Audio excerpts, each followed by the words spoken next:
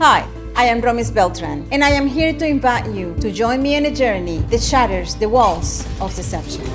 As the only of 6 original defendants left with charges pressed against me, I share my own perspective, a victim of a corrupt justice system, falsely accused and unjustly pursued. This platform is to speak the unfiltered truth about who I am and the battles that I have fought. Welcome to part 1 of The Setup. I am the Kid Plot host. Introduce yourself. How you doing, everybody? Thank you for being here in this new episode of The Setup. Yes. So this is Dr. Beltran, everyone. I'm going to be interviewing her today, and we're going to be finding more about her, knowing more about her. So we're going to start off with just a few questions, and then we're just going to have a regular conversation. How's that sound? Sounds great. All right, awesome. So tell me a little bit about you. What can I say about Anything. me? I'm horrible at trying to talk about me. Really? Okay, so then I'll be a little bit more direct then with the question. So you have a passion for children. You love children. I do. You love their safety. You care about their well-being. Absolutely. So how did that passion start? So, well, you are born with it, right? But you don't know how to actually put it out there other than being a parent with your own children. So as a parent, you always, are like making sure that your kids are, where they are. But I actually expanded this passion that I have. At the beginning, I probably was the beginning of 2003, 2004. I became a volunteer of the alternative schools in the state of Georgia. So alternative schools are the ones where the kids are sent. We're going to refer kids, but actually we're talking about juveniles. But so they are sent to these alternative schools once they behave bad, and they go through what is called the 3 strikes. And once they actually use all their strikes, they are sent to these schools, and then you have them go there and see if they can make up, behave well. This time, and they go to another 3 strikes again, and then they are kicked out of the system. So while I was doing that, I also became part of a volunteer for the special unit, gang suppression unit. How did you get involved with that unit? I was doing a lot of community work Okay. at the time, and I got to know the police officers and stuff, and I wanted to become a police officer myself. Okay. So I think that's what gave me kind of a little bit of introduction of what was like coming from a family where my father was a homicide detective and my mom was a teacher. So I Wow. grew up in a very structured family. Yeah. I became in contact with the police officers, and I started volunteering with them with the gang suppression unit and working along with the community to try to help and rescue the kids that were involved in gangs, especially Latino kids in the state of Georgia. So that developed further and further. I became a police officer, and for some reason, I keep attracting all the cases of juveniles. Where were you a police officer? I was a police officer for the state. For For Georgia? the state of Georgia. Okay. Yes. And so I was first detention officer, so I worked in the jail. And then from there, I moved on to the road and work on the road. So while I was on the road, I kept coming across, I don't know what it was. It was just an attraction, I guess, coming across juveniles with trouble. And So is on the road, is that patrol? It's patrolling. Patrol Yeah. unit. Okay, gotcha. You have your patrol. Patrol and then unit, you okay. patrol the streets, right? Okay, got it. So keep coming, like pulling over. I have very funny cases that I remember. Like one time we had a chase down in one of the main highways here, and I'm the responding officer. So we go down there and we pull them over. Finally, we see the car stops at a certain point, and all forces around the area responded to that call. And I was a sergeant at the time. What year was this? We're talking about between 2004 and 2007, late 7 to 8. Okay. So I was a sergeant, and I remember that one of the police officers from another department actually opened the door to get the person who was driving, and they pulled him by the shirt like this and hang him, and it was a kid. And they tell me, Sergeant, do you want him? And Wow. I'm like, what? So ended up being one 10-year-old and I think it was an 8-year-old. Were they took were the they van. were they like from another country or were they from here? No. There was right here in Marietta. But I mean, where were they? Where were those kids They from? were Americans. They were American. Yeah, Okay. they were Americans, Caucasian kids. Okay, So okay. they had taken the van from their grandmother to go see their father, who was in jail in Tennessee. And it was a sad story, and we took him. And of course, it was funny because the younger brother, as soon as the police officer showed up, he was just talking and talking, telling everything, while the one that was driving was tough. And I'm not going to tell you anything. I'm not going to give you no information. And keep telling the brother, shut up, shut up. Like one was the tough kid and the other one was the soft kid. Right. So I remember we had to arrest them and take him to the police station and wait until the parents show up. But stories like that, it kept coming up. And it was so much to the point that they started calling me Sergeant Mama at the police department. So every single case they had juveniles, they would put on my desk and help me handle and go to juvenile court and to the juvenile jail and take them over there under custody and stuff like that. So from there on, after I leave police work, I become, I go back to college and, deal with my doctorate and everything else. What did you get a PhD for? It's called forensic behavior. Okay. So the degree says forensic psychology, but in the state of Georgia, it is illegal to call yourself a psychologist, even when your title from college tells you that you are one. So it is illegal until you get it validated with the board, and then to get it validated with the board, you have to go to certain standards, and you have to go to a specific universities, and everything is a mess. So you ended up, just call it forensic behavior because we are the kind of people who evaluates behavior. Okay. So basically that career was meant to be to work with law enforcement, FBI, and so you can do a profile in somebody's behavior, and you can analyze, and you can basically profile, somebody based on their deviant behavior. So tell me a little bit about your training with the GBI. Why was that? Why did you decide to do that? So that came in. So while you are in law enforcement, you go through a lot of training, right? But I decided to leave the police force late in 2007. It came to the situation. I was a single mom, and it came to the situation where I had to choose if I was going to continue to be a police officer or I was going to be a mom. Okay.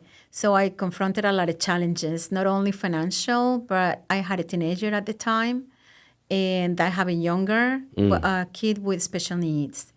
So, I was working night shift. It was very, very challenging. Wow. So I decided to be a mom. So I left police work, with tears in my eyes because I think it was a career that I absolutely adore and loved. But I had to do it. So when that happens, I transition into let's go back to college. I had to prepare myself better. Right. I want to have, a career. I want to make more money. I'm a single woman, so I have to really man up here for the kids, right? So I go through that. You couldn't do night shift as a police officer? I did night shift, but as you do night shift, it's midnight. And that was the challenge because me speaking Spanish and working in the special units like DUI, you work all night. And then my kids were at home. I had a teenager with a 7-year-old with special needs and all night long. Wow. So that wasn't easy. Yeah. So I decided to, leave the career, my passion behind, and just dedicate myself to do something different while I was with my kids every night. So you have 2 kids? 2 boys. Okay, gotcha. Yes. So basically what happened is from there, I go to college, I graduate, I have a job here and job there. I became a real estate appraiser, I remember. And then got into the hypnosis. Hypnosis, but hypnosis, like clinical hypnosis, like the one that you use to help people. Okay. So I go to that school while I was going to the other school. So I was doing several things at the same time. And became a therapist. And then how I started working for this clinic at the time, and when I did all my interns and all stuff in that clinic under one of the clinical psychologist. Okay. Okay. So go from there and become later on, open my own clinic. And then from there is when I become, again, to be part of understanding, what's going on with the youth in Georgia. I had no idea because I never experienced it with my kids. I knew as a police officer there were gangs, and I knew as a police officer there were a lot of challenges for, boys and girls out there of certain age. Right. I knew all this stuff, but as a police officer, but I never knew it was that bad. So I started coming in contact with more and more parents that were desperate. They didn't know what to do with their teenagers. They were running away. There were people taking them, being kidnapped, all this stuff. And I was like, what's going on? Right. And I don't know. I just felt that I wanted to help somehow. And because, since my kids were safe, and I was I think I shared that pain from other parents that were going through this. Right. And I said, well, me being the person who likes to help everybody, I said, I got to do something about this. Right. And I start to look for ways to help. So through that, I started researching, and it took me about 2 years to research this. By the time I had put together a program, and the program became AYA, by that time I had already finished school, I graduated, had my doctorate and all the stuff in line. So is AYA an academy you started? Yeah, it's Okay. a program that I started that was an alternative to incarceration. What does that AYA stand for? Does that stand for It's anything? Alternative Youth Academy. Alternative So we Youth call it Academy, okay. Alternative Youth Academy at the beginning. Later, we changed the name because we don't want the kids to feel identified with the alternative school. Okay. So we changed the name later on, Okay. years later. But that's how we start. So it starts as a program. It's not an academic program. Okay. It was a program for behavior modification. And this is something that has to be established and very clear. Behavior modification, it was not an academic program. So we started with a program, a homeschooling. Okay. Okay? So there were booklets of a homeschooling. So that way the kids, because one of the things that I thought is they cannot be falling behind, Right. from school. That way, by the time they're allowed back into the school system, they have already some credits, so they have already catch up, okay? So that was the whole purpose of the program. So we make an alliance with a school in Tennessee that is accredited all over the United States. So we start with that program. Then later on, we acquire other accreditations. So the program at the end had 3 different accreditations that were running. So we established the program with the behavior modification as a therapeutic program. Okay. Then in the middle, we had something for to control these kids in a discipline. So we thought, the method that has been successful for years is the military. So we did a semi-military program, where we hire actual military people that were able to implement what they learned at the academy and many different places. And then we had the academic program, which was really not that strong because we were not an academic program. We were actually a behavior modification program. So most of the things that we wanted to teach these kids that were in the program was to respect, follow rules, okay, and do the right thing. That was the only thing we wanted to teach them. Right. But we have a different kind of kids that were coming to the program with many different issues.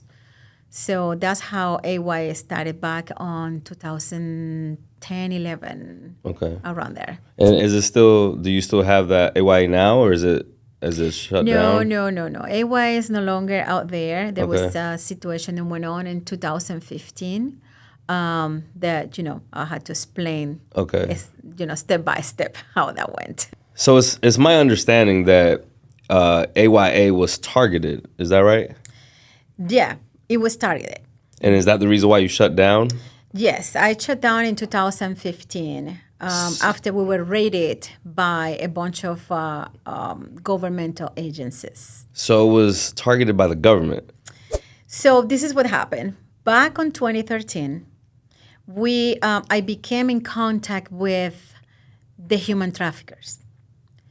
The actual people that were trafficking children. See, AYA was a very complex program, okay? Not only that we had the homeschooling academic program, which we found, I got it accredited with 2 other agencies besides that one. Then we had the discipline area, which was the paramilitary or boot camp part of the program. Then we had the mental health, and then we also had like a small law enforcement division. It's called the Juvenile Rescue Unit. So that unit started to work hand to hand with different police departments. I was the head of that unit as a police officer, and the ones working in that unit were all police officers. Okay. I mean, certified by the state of Georgia. But what makes you say that it was targeted by the government? Are you talking local government? Yes, but I'm going to walk you You're going to walk there. my... Okay, yes, okay, I am going to walk you there. Take me on the ride. Go ahead. I'm listening. Exactly. So what happened in 2013, 2014, and 2015, I get involved in the human trafficking, and I get involved so much that I know how do they operate. I know their phone numbers they're calling, parents. You know the phone number of the human traffickers? Back then. That's what I'm saying. Back then. They change them all But the back time. then, you knew the Back phone then. number of the Yes. actual traffickers. They were calling. I know the numbers they were calling in. They changed the numbers constantly, but I could recognize the numbers they were calling. How did you get those numbers? Because they call you in. They call your phone. Wow. And the parents write down the numbers. And the kids, then the parents give it to you. Yes. And then we could Got call it. back and stuff like that. And they have very sophisticated phone systems. Wow. You know, you're dealing with a very organized crime organization when they can track down your number even when you block it. Wow. Okay. Okay. So these people is very well organized. Remember, the human trafficking, especially child trafficking, is a multi-million-dollar industry in the United States, not outside United States, in the United States. Wow. So we have we began to come across more and more of these cases, and so much to the point that at some point I had to negotiate with them because they have taken one of our students. Hold on. Time out.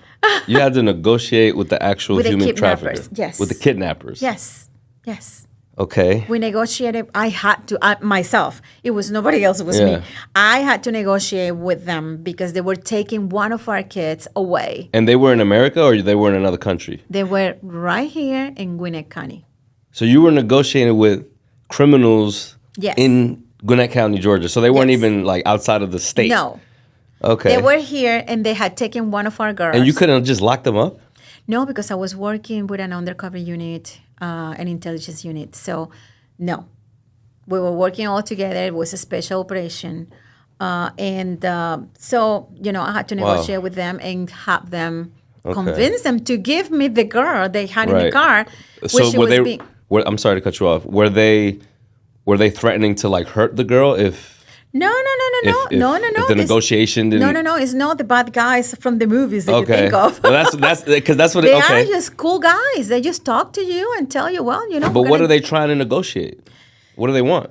So Money? they were transporting the girl to a safe house that they had in Gwinnett County. Okay. Okay.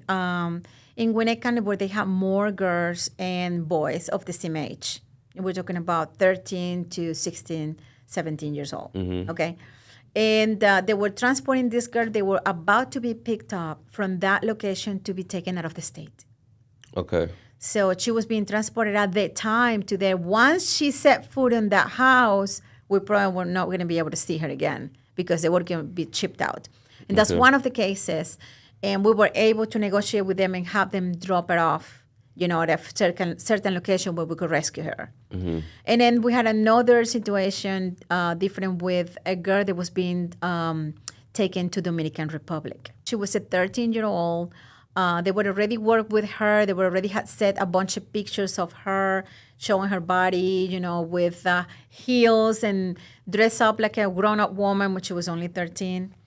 And they were already negotiating her pictures and her looks. Wow. And so on that one, the traffickers already had her, and she was just coming home to pick up her passport. So This she could some leave. This sounds like some Sound of Freedom stuff. It sounds like, yeah, I know. This the movie, when it movie. came out, is actually the truth. Yeah, This sounds is like the it. truth. It's what's Wow. really happening. I'm telling you because I've been there. You've been there, yeah. Yes. So these kidnappers were already scaring the mom, and they had so scared enough to give her the passport of the child to take her to Dominican Republic internationally. So what did they want though? Like, what were they trying to negotiate in order to give you Freedom.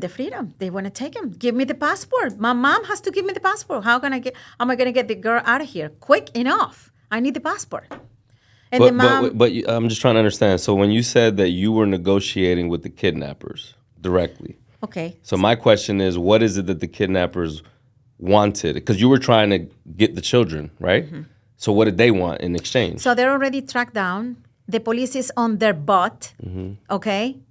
Give me the child, or we're going to interfere, your trip, and you're all going to jail. Okay. So that's the negotiation. You give it to me right now for your freedom. Oh, so they wouldn't get locked up. Exactly. Okay, got it. Yeah. Okay. Exactly. Okay. So you give me the girl right now, I'll let you go. And I'll let you go. Exactly. So that's how that basically works. So just to be clear, I want to make sure that, this is clear. Who targeted AYA? Believe it or not, AYA was targeted by the local government. Wow. So we're going to stop right there. We're going to continue this conversation in part 2. So y'all stay tuned.